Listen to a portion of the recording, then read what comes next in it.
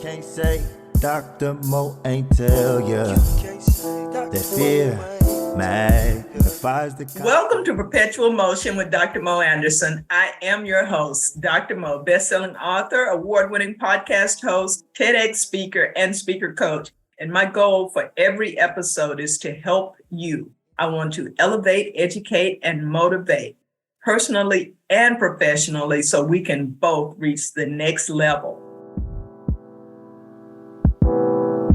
And here to help me with my quest today is a special guest, Johnelle Hosking of New Zealand.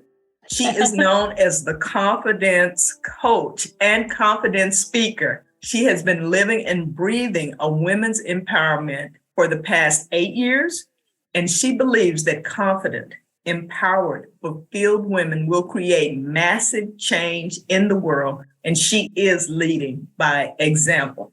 So today we're going to be discussing a common concern among workers, and you may be one of them who feel like they've lost their passion for their job and they're not supported by management. No names, but, just look at your neighbor. We're discussing how to re-energize yourself and your career progression. Get your mojo back. Welcome, Johnelle. Hello. It's so nice to see you. And thank you so much for having me. I'm so grateful. And I am so grateful. We worked out the time zone. We worked out the accents. You can understand me. I'm speaking a little faster and you're going to slow down for me so that these Southern ears can process everything. And we're going to do this transcontinental, transatlantic, Pacific, this Atlantic. Let's start out with talking about just what's happening in the workforce right now. I have never seen so many unhappy people, and not just the usual grumbling, I can't wait till 5 o'clock gets here, but depressed, literally unhappy people. This is personal acquaintances. This is the videos on TikTok, even LinkedIn.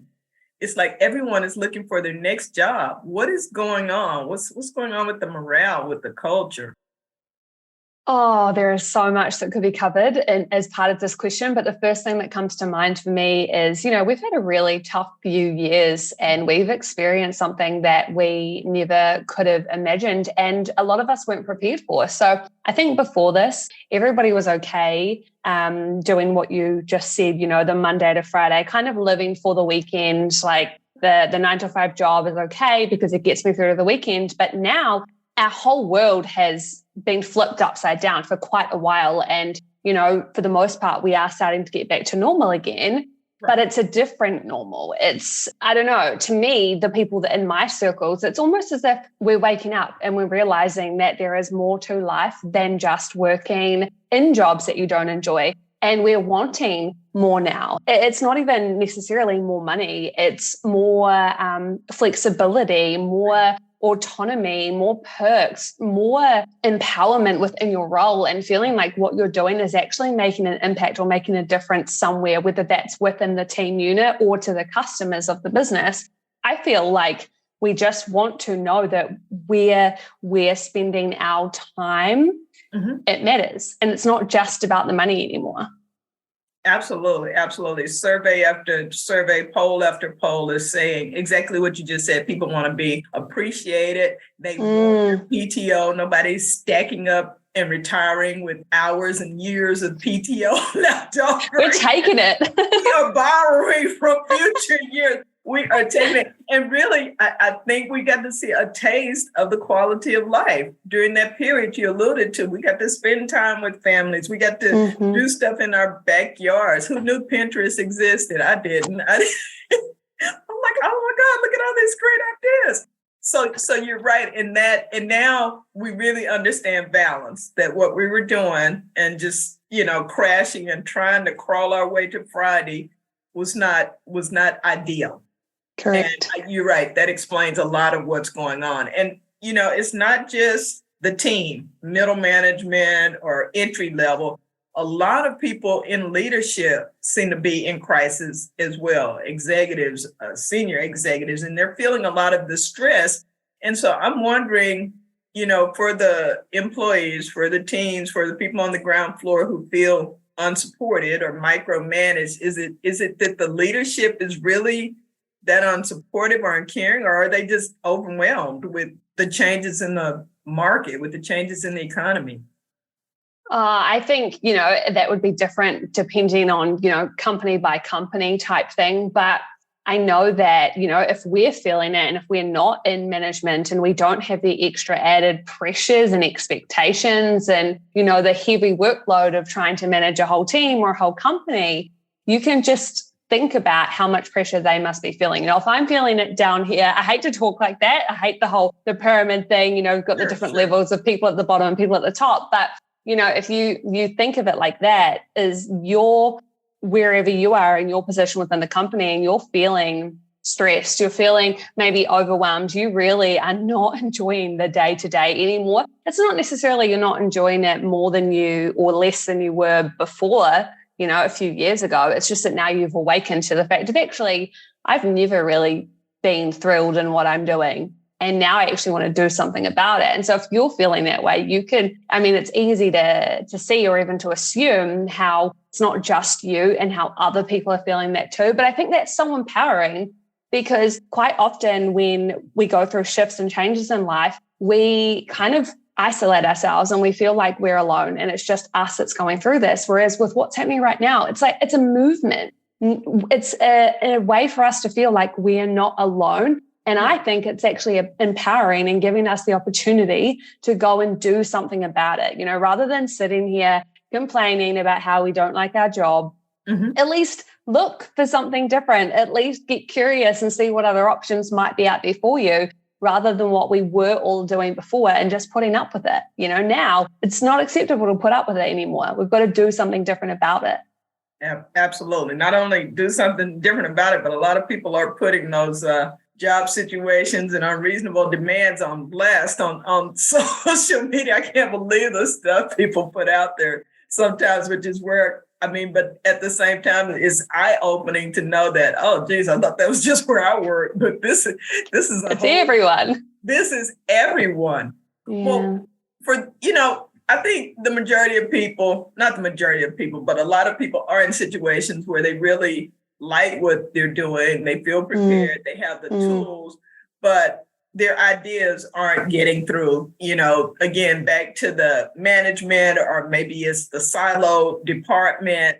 Mm-hmm. And they're not, they got all these great ideas. They got this energy, but, they keep running up against a wall. What can they do? What are your options? I've always been a little bit of a rebel. And if I'm in this situation where, I want to take things to the next level, I might have some ideas that I want to implement. And sometimes there's scenarios where, I guess the first things first is take it to the people above you, whether that's management or the CEO or whoever in your team is the right person to talk to. Take it to them and really pitch it to them. And I think a lot of us get quite blasé and we don't want to be rejected. So it's really hard to put our whole faith and our whole belief behind something, an idea or a project that we want, because we're scared of what's going to happen if somebody in the team says no.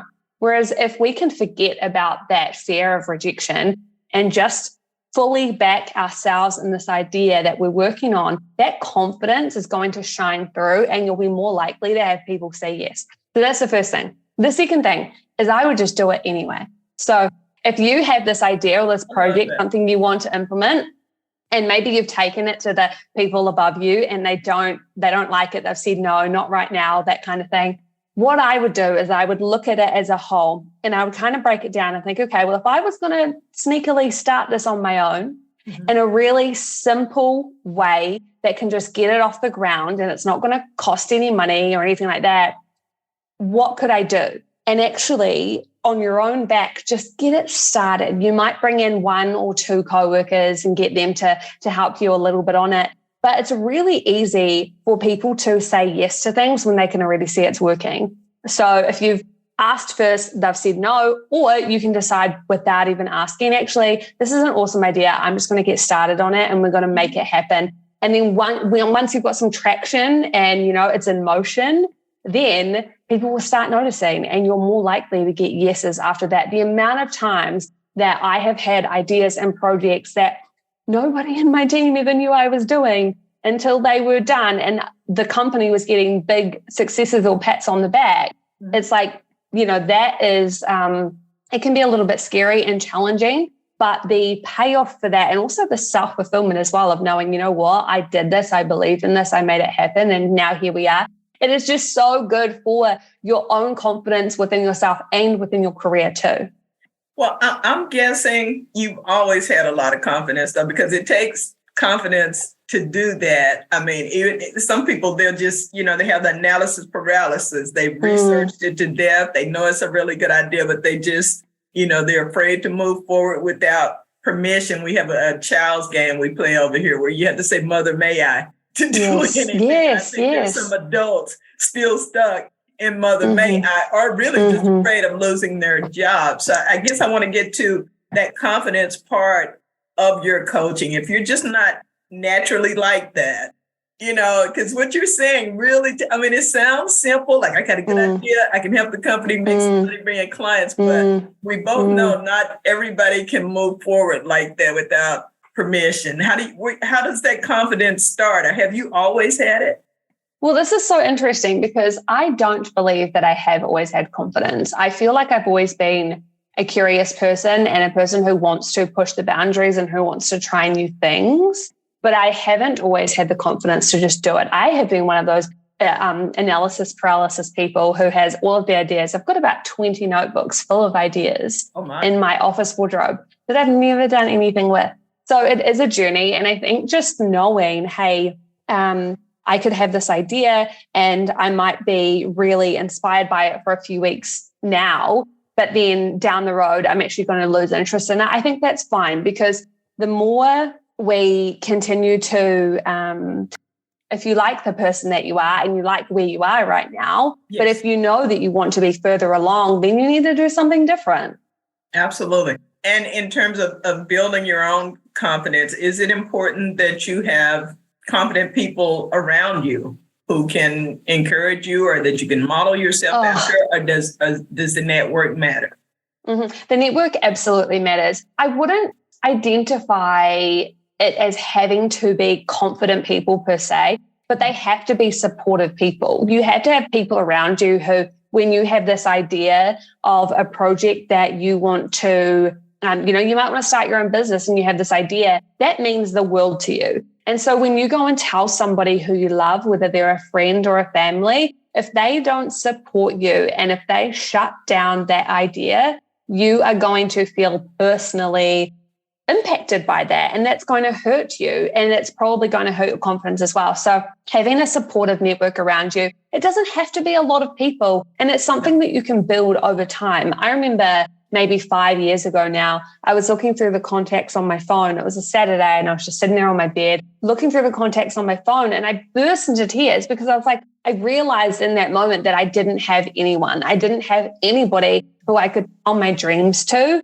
who supported me and who encouraged me. And so that then is when I went on a mission to, well, let's find better people. Let's find better mentors and better networks, which is how I've been able to get where I am today. So I didn't necessarily go and look out for confident people. Is that person confident? Cool, I'm going to get to know them. It's just who's actually supportive and who's kind and caring and encouraging. That's so important for your own growth and your own personal confidence. And I guess that's what I was getting to. You put it better, but I know sometimes people are surrounded by or perhaps grew up in a home where the people were very critical, very pessimistic, and it's hard to build yourself up confidently and to move forward and to take bold steps when there are people emotionally pulling you back and, reminding you of something you did or something you used to be, or just, intimidated by the idea that you may become, more successful or may do more than them. And it's unfortunate, but there are people like that. And that's where it's important to have that awareness. A lot of the time when people are projecting onto us, if, we want to go and, let's say, start our own business, and it's going to mean that we have less time and less energy available for that person, naturally they probably are going to doubt you, to doubt the idea, and to doubt the validation within what you want to create, because subconsciously they're most likely freaking out that they're probably going to lose you, whether that's losing time with you because, you're probably going to be a lot more busier if you have a business, or losing you altogether because you're growing and you're changing and you're evolving. And that's what happens as you grow and as you change. You have less tolerance for other people who aren't also growing, who aren't also evolving. And, I've had times in my life where I had ideas and projects I was working on that I didn't tell my family about. And they would ask me, what are you doing? What's happening? What are you working on? And I just kept it so close to my heart because I did not want one person to put their negativity or their stories or their fears onto me. Yes. And sometimes that's what we have to do. You can't have your person or your people or your family necessarily be everything. You've got to pick and choose who's good for what area of your life. If you're having a relationship, this used to be me in my early 20s. If I had a relationship breakdown, if one of my boyfriends was being dumb, I knew you can't go and tell your mother, because if you go and tell your mother when you and him make up, right, he hates him. Boys have one chance with their daughter's mother. Right. She's not going to unhate him because of whatever he did. No, the bridge is burned. No. So that's where, when that happens, you go and tell your girl mates, and you've got different people for different things. And that circle ideally is encouraging and supportive in what it is that you're trying to create in your life, rather than, I seen you've burnt the bridge. Sorry, no more. Is it? We're done. I like that. That's nice that you shared that, because I think we can all relate to that very, very much. You also, one of the things that you also have expertise in is meditation. Yeah. And I know it plays a big role in your life. How does it play a role for you, and why do you recommend it for others? I am very simple about my meditation in that I like to keep it short and sweet, as in 10-ish minutes per day, usually only Monday to Friday, not on the weekends. But if I don't do it, you know about it. I find for me, meditation is great for helping with concentration, great for helping with focus in other areas of your day. And it's also really good to actually balance you out. If you find that you're a really stressed person, or if you know that you've got a lot of pressure coming your way at work and you want to make sure that you can hold it all, taking something as little as 10 minutes out each day just to be silent, just to close your eyes, to be still and to sit and to not be on your phone. And anytime you have thoughts coming into your mind, just lightly letting them go. I'm no meditation expert, but I know in just that short time per day that I've probably been doing it for the past year and a bit, it has helped me so much. And it's actually been one of the real big driving forces that have propelled me in my business and my career and my own self-confidence forward so much in the past year and a half. And that's why I make my own meditations and I, give them to my clients and my following, because I think they're just so powerful. But then for me as well, there's that extra element of, I don't know about you, but my brain struggles to slow down. And so for me, if I was just to put on some, piano music and try to meditate, it's probably not really going to work for me. That would be a struggle. So I like listening to positive things, and I make different confidence meditations that actually guide you through a journey. So then it's really hard for other thoughts to come into your mind, because you're actually concentrating, one, on your breath, but then two, on the words that are coming through, and that guided meditation and visualization. So that's just another way that I like doing it. And again, I think when it comes to something like meditation, there's still a lot of connotation that's kind of woo-woo, or I don't do that, or that's not my thing. And that was never my thing either. But that's why now I'm so I guess, open about saying, hey, I just do 5 to 10 minutes a day, because I feel like that helps people be like, oh, actually, that's achievable. I can handle that. Yeah, I could do that. I'm not going to turn into this monk that meditates for 8 hours a day. Right. I can do 5 to 10 minutes, and that is enough. Obviously, I assume the more you do, the better. But for me, 5 to 10 is perfect. Sweet. Okay, 2 questions from that. Yes. 1, why don't you meditate on the weekends? And 2, who introduced you to meditation, or how did you start that practice? Oh, I love this.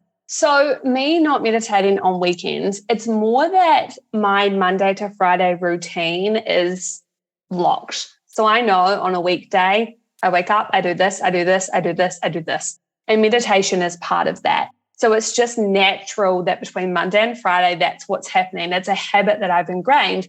Whereas on the weekends, I'm a little bit different in that sometimes I might decide I want to sleep in. Sometimes I might be out in the garden first thing in the morning. So I just have a different routine on Saturdays and Sundays. But there's no particular reason as to why I don't. I mean, sometimes I do, but it's just I guess it's a habit for me for a Monday to Friday. And then how did I get introduced to meditation? It's so interesting. I feel like when you're on a personal growth journey, and me, I've studied a lot of different courses and programs within my coaching and my business, and all of them in some way, shape or form talk about mindfulness, meditation, visualization, taking time out to be silent. So it was actually one of those things that I just heard from so many different people that I felt like, okay, Johnelle, you can't resist this for any longer. And I got the app Insight Timer. And that really helped me, because I'm a type of person that likes to feel like I'm ticking boxes. And so with this meditation on Insight Timer, at the end of your meditation, it gives you a tick and it says, cool, say Monday. Cool, you did your meditation on Monday. So then by the time it gets to Friday, yeah, exactly. And that's the funny thing, is reminding yourself, okay, cool, I'm doing my morning routine. I am getting to the part now where I'm about to open up Insight Timer and listen to a visualization. I get to tick the box at the end, but I also need to remind myself, hey, Johnelle, you have to be present here in this moment. You can't just be meditating for the fact that you want to tick the box, So it's a little bit of a balancing act there, but I find that has been really beneficial to me, was hearing so many different people, on podcasts and books you read or on YouTube videos. They're all talking about it. And so I just thought, there's got to be something in here. If all the people who I follow and all the people who I look up to and admire, if this is what they're all doing and they're all successful, I should do. I started doing it a few years ago. I got an app because I too thought you had to sit up in some little hot room with your legs crossed and your fingers in a certain way. Mm-hmm. And as I listened and learned more, and you're right, my mind is always going. But for me, some people, and particularly a lot of men, will tell me, if you say, what are you thinking about? And they say nothing, and they really mean it. They mean it. If I say nothing, I'm not thinking about anything climatic or dramatic. Yeah. I am probably thinking about something. So for me, it's to be in a peaceful place. But when I do the guided meditation, that voice and the music and the calm sounds, it really does pretty much drown out everything, just down to my little happy place. And I can see it with my my Fitbit.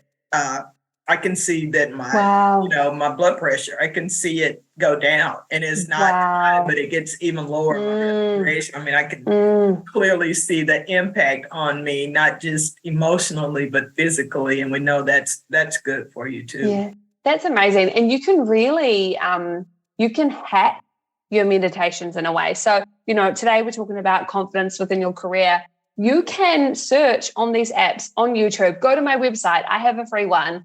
And you can specifically look for meditations to do with building confidence, meditations to do with loving yourself more, meditations to do with being more patient. Anything that you're trying to learn in your life, that you're listening to podcasts about, that you're reading books about, you can also listen to meditations and visualizations about, which then tap straight into your subconscious. And you have the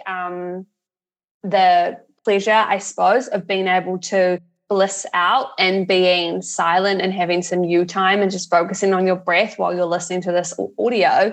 And then it's going into your subconscious and it's really making changes within your brain too. So I think that's an awesome way that you can utilize the time in a way to be able to help you to reach your goals too. Very, very awesome way. Can you share with us a success story of one of your clients who you coached with your confidence coaching? Yeah. Okay. From the meditation to the confidence, and you might have coached them on that too, but I want people just to hear a practical way of how this can be, useful for them. Yeah, for sure. Okay, so I'll talk about that client that I mentioned before about crying. I got this client, and when we first started working together, we were still trying to get to know each other, and we were talking about her work, and this is when she first told me that she cries in the morning before work. It was awful, and this is a young, ambitious woman who, she has this vision of being a CEO of a company one day. And so she knows that she's got a big career ahead of her. And that also means that she has to grow and she has to step up in order to be able to make that come true. And so when we were talking about all of this, and then she told me about how she's crying every day, I tried to help her to get to the bottom of it. And essentially what had happened was similar to what had happened to me years earlier. So I thought this was kind of great because I was like, oh, girl, you're not alone. I've been there. I've done this. I got through it. Let's help you. No sweat. And what it was is that she is the type of person that needs a bit more validation. She needs to be told, hey, you're doing a great job. She needs that recognition from her management, but she wasn't getting it. And she was supposed to be having meetings with her manager every week. Now, her manager wasn't showing up to these meetings. And what was happening as a result of this, so she was supposed to have 2 meetings with her manager per week. Her manager didn't show up to the meetings. That then resulted in my client feeling like she wasn't doing a good job. So it actually had nothing to do with her. She was trying to show up to the meetings, but her boss was avoiding them. But she let that voice in her head tell her that meant there was something wrong with her and something wrong with her work. And I said to her, if you do things wrong, does your manager tell you? And she said, yes. And I said, well, then why do you think that you're not doing something right? If nobody's told you, if this manager hasn't come to you and told you, hey, I have a problem with you, then why do you think that you're not doing a good job? And so that was the first little, okay, And then from there, what I did is I told her, well, so is this in the calendar? And she said, oh, no, we just know what happens. And I said, okay, well, you need to get it in the calendar. She said, okay. So we got her to get it in the calendar. We also got her to talk to her manager to confirm that those times and those days still work. And then I said to my client, you need to drive these meetings because these are actually about your career progression. These are about helping you to get where you want to go in the business. Yes. So in my eyes, why are you expecting your manager to say, hey, meeting's on, let's go? You should be standing at your manager's desk, bang on the time that meeting starts, saying, hey, let's go have a chat. You should drive it. And so then what we did is we came up with, in a way, an agenda of what she will come to each meeting with. And so she did that literally 1 week later. So at this point, she'd had 2 meetings with her manager. She hadn't had meetings with her manager for months. And she felt like crap and she was crying every day before work. She had 2 meetings with her manager within a week. We had our next session and she felt amazing. And the only thing that changed was my client stepping up and realizing, well, actually, this is up to me. These meetings are for me. So why don't I make the most of them? That client, the exact same client, within 6 weeks, so 3 sessions later, her and I were talking and she said about how her manager was going away on maternity leave and that her boss had come to her talking to her about the role and saying that he was going to list it on a job seeking website. And I said, why aren't you doing it? Why are you letting your boss go and find some other maternity cover? Why won't you do it? Mm-hmm. And it had not crossed her mind that she could do it. And so we spent that session workshopping it. We pretended that I was I was the boss of the company, and that she was going to, pitch to me why she should get the role and all this kind of stuff. She did this. She got the position, so she got the promotion, and it came with a $20,000 pay rise. Oh, wow. And it was easier for the company. She's there. She knows the system. She knows the people. Yes, you're doing them a favor. That's what I said. And I was like, do you realize that if your company hires somebody externally, you will spend that whole 6 months training the person above you? The person above you who's getting paid more than you because they don't know anything, they're going to come in, and instead of them being your leader and understanding everything and actually going to help you, you're going to have to help them. Yes. So why don't instead you just be the one to do it? And now she is, and it's incredible. I'm so proud of her. You must be. That is so fantastic. And it also speaks to the importance of having, if not coaches, mentors, just a wide circle of people that you can go to, because so often we're so good at giving advice to others or seeing opportunities for others, and we don't always do that for ourselves. And I'm an affirmation person too, back to Chapman's love languages. I really like that feedback. I was an only child for a long time, so that's probably part of it. Yeah. But that really gets me going. Just being appreciated. You don't have to go on and on about it. But. No, yeah. And if you know that's you, you have every right to be able to tell your management or your company that that's how you work. When I used to work in radio, my manager would always really annoy me because he would try and tell me, Johnelle, we need you to do this. It'll be really good for your career, and it will be really good on your CV, and this. And I just hated it. And I got so angry at him. And what I said to him one day was, I don't care about how my CV looks, but what I do care about is helping. So instead of trying to tell me, hey, Johnelle, if you work 10 extra hours on this special project that we've got going on, that's going to look really great on your CV. Instead of telling me that, you tell me, hey, Johnelle, I'm in a pickle and I really need your help. It's going to be about 10 hours extra per week for the next month. Can you please do it? I really need your help. I would do it in a heartbeat. And I'll be happy about it. I wouldn't even ask for extra pay, but it's just the difference in wording. And so when you know that about yourself, you have the right and also the responsibility to tell people around you, whether that's your friends, family, or your co-workers and your management, that that's how you work. Let them know. Don't just expect them to know.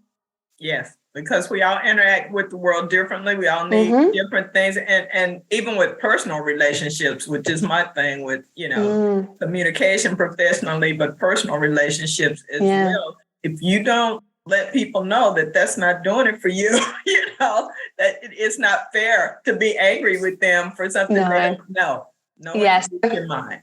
My best childhood friend just got married on the weekend, and we had a photo album, with Polaroid photos, and everybody wrote notes. Polaroid, oh nice. Yeah, I went through this photo album yesterday, and I read all of the comments. Every single person who was married wrote, communication is key. Wow. There was about 10 people in this photo album, which is right beside me right now because I'm staying at my friend's house. They all said communication is key. And that is coming from, married people and relationships. And yes, that is so true for your intimate relationship, but for every relationship, communication, my thing is I always say, use your words.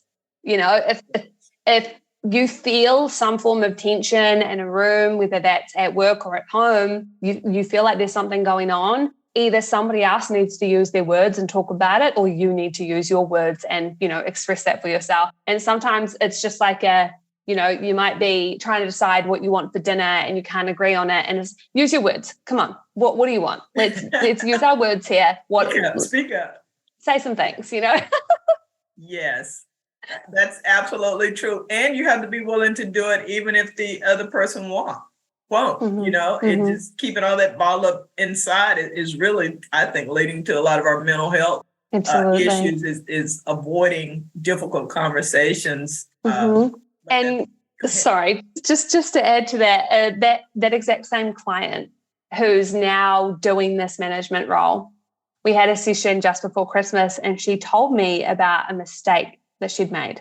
And it was thousands and thousands and thousands of dollars worth of a mistake.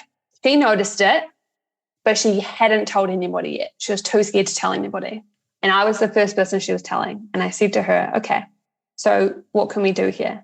And you could see that she was getting anxious and she was getting scared and just all of these things because she didn't want to, kind of two things. She didn't really want to be told off, but she also didn't want the rest of the team to know. She wanted to somehow just be able to tell the management, the person who it directly related to, and that was it.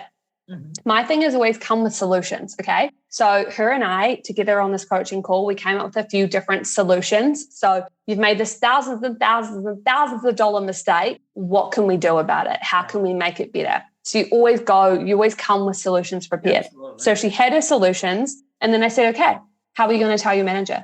And she proceeded to tell me that everybody is in like an open plan office. And so there's no way she can tell her manager without the rest of the team hearing. And I said, okay, cool. Do you have little private offices you can go into? And she said, no. And I also don't want to because then everybody will see. And I said, okay, what about lunch? What about lunchtime? Where does she go for lunch? This manager. And my client said, oh, she just sits at her desk. We all do. And I was like, oh my gosh, okay, what are we going to do here? Wow. And I said to her, what time do you get to work in the morning? And she tells me, and I said, what time does your manager get to work?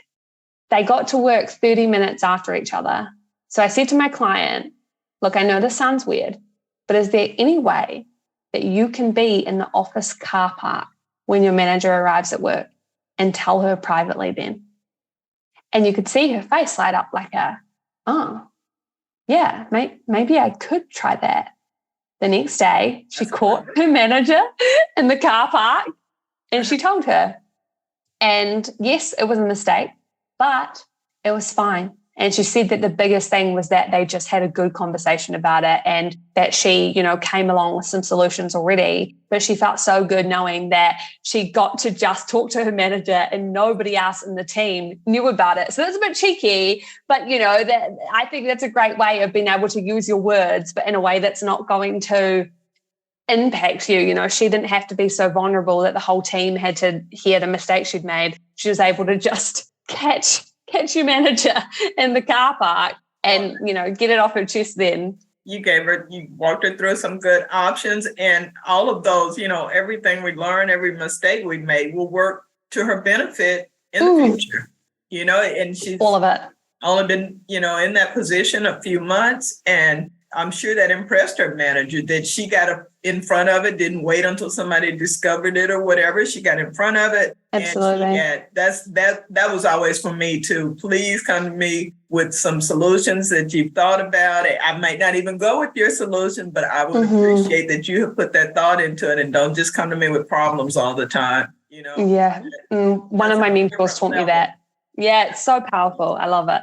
It's a very powerful place. As we come to a close here. I love this conversation. The time is flying by, but I want to make sure we get in a little bit about your women's circles, because in addition to coaching, you have women's circles. Explain that to us and tell folks how they can learn more about your women's circle. Amazing. So I started doing women's circles literally this time 1 year ago. And it was because I was feeling really isolated and disconnected. We were still going through all the COVID things, but I just really wanted connection to other people. And my partner and I had recently moved to a new city where we knew nobody. We didn't have any friends or anything. And I just felt this desire to bring strangers together to talk about life, to talk about what we're going through. And that's when I jumped on the internet to try and brainstorm and get some inspiration on how I can actually frame this thing. And then I learned about women's circles. And I was like, this is exactly what I'm trying to do. So a women's circle brings together women total strangers, or you can be friends, whatever. It just brings together a small group of women. And every month you have a different theme. It's usually to do with some kind of personal development thing. We've had prosperity, we've talked about fear, we've talked about your dreams, what are you trying to create in your life? And for that session, every single person goes around in the circle and you each talk about your own perspective on the theme and how it's relating to you in your life right now, way that you can grow your own self-awareness and further create or further develop yourself as a person. And for me, when I was doing a women's circle, I think it was the second one I did, as I was doing my share around the theme, halfway through, I realized, oh my gosh, I don't like my job anymore, and that I want to take my business full time. So I think that was probably in February 2022. And then by April, only 2 months later, I gave my resignation to my employer. So that came through from women's circles. That if I hadn't been consciously talking and really trying to, ask or dig deep within myself, that I would not have realized that. So women's circles are an amazing way to grow your own self-awareness and to learn more about yourself too. And they help you to move life along faster. If you're feeling like stuck or in a funk, but you start going to women's circles and you commit to going to at least one a month, it really helps you to kind of get your shit together and figure out your life to be able to make the changes that you need to. So I do mine virtually, and that means that it doesn't matter where you are in the world, you can come along. And I have some ladies who are over in the States who come to my women's circles. And it is just so beautiful because not only are you able to learn more about yourself, you're also able to learn about others, and you hear their experiences, and that teaches you more about you too. So they're so beautiful. I think I've done, about 20 or so of them now within last year. I love them. They're so powerful. And I've got my next one coming up in a couple of weeks, and I can't wait to be back at them because I haven't had one since the start of December. So it's been a little while now. That's awesome. It sounds like it kind of fills you up spiritually, as well as that, connection with the other women. And it sounds like it's a supportive group too. I have some friends that I get together with, and very quickly you build bonds, and it's just so supportive and encouraging. But you said something that when you said it, I thought, well, that's what my podcast is, and that's bringing total strangers together and talking about life. And that's really what my objective is, leading authorities like yourself. And I've talked to people from all over the world, but I don't know any of them beforehand. And at the end of the discussion, I'm a better person for knowing them, having talked to them, and I've got a new friend. And so, and to transition, you are a podcast host as well. One of your other jobs, you've got a lot of side hustles there. What is the focus of your podcast? What types of things do you discuss? Oh, I love it. So my podcast literally is, I guess, what created my business, and that my podcast is all about confidence. So every single episode helps you to build on your own personal confidence. It is super practical. Sometimes I do how-tos. Sometimes I say, don't listen to this one unless you have a journal or a notebook with you so you can go through it with me.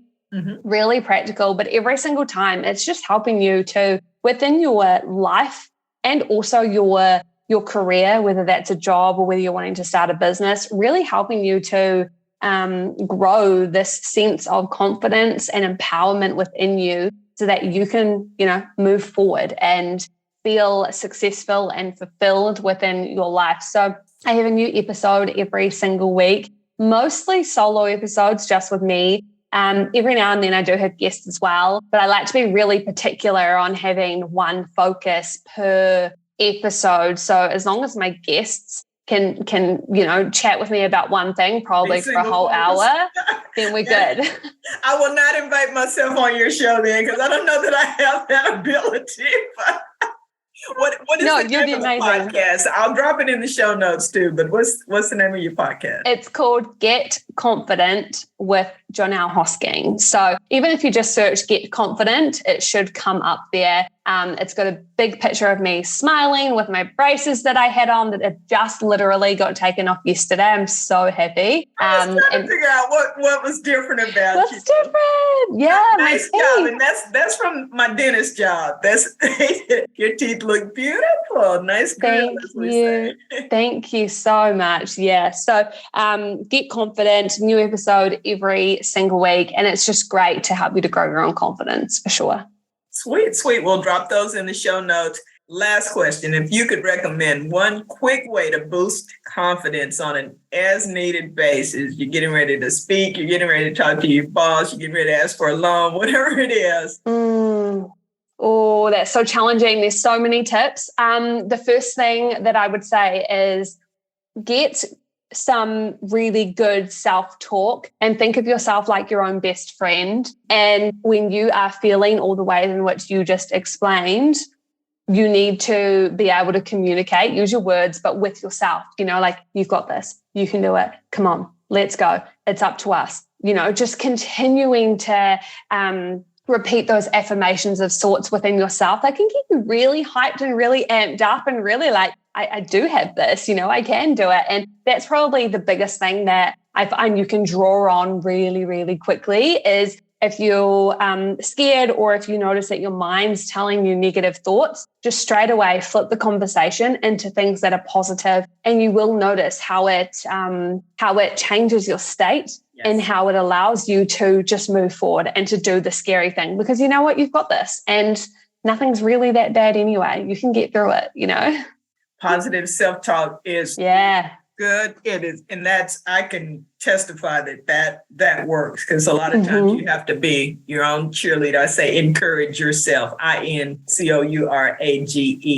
Well, this has been wonderful. I wish it was not 7:30 p.m. because I feel so confident. I feel like I need to go out into the world and just take on some big, gigantic task. But you need to go do another talk. Yeah, I'll do another talk. But this has been delightful. Thank you for joining me and for sharing all these wonderful tips on how to build our confidence and the benefits of doing so. We're not just doing it for no reason, but it can really help us move forward in our personal and professional development. What's your website and your social media handles so they can find you?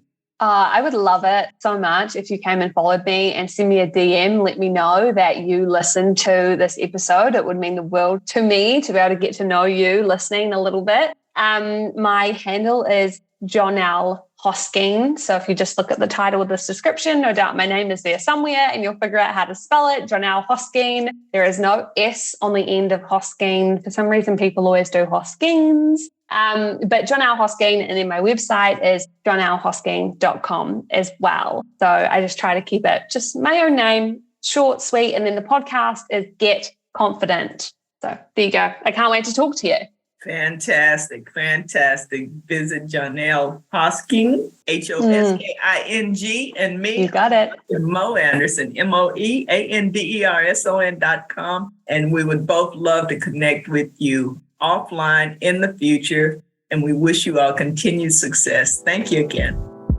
And wasn't that a great program? Oh, love that episode. I enjoyed it. I hope you did too. Please remember to like, subscribe, and share. Learn more about me on my website, drmoanderson.com. That's MOE. You can read book excerpts, watch videos, learn about my services that I offer, and book me for a speaking engagement. I'd love to talk with your group, and I'd love to work with you. So until the next time, review, renew, and re-you.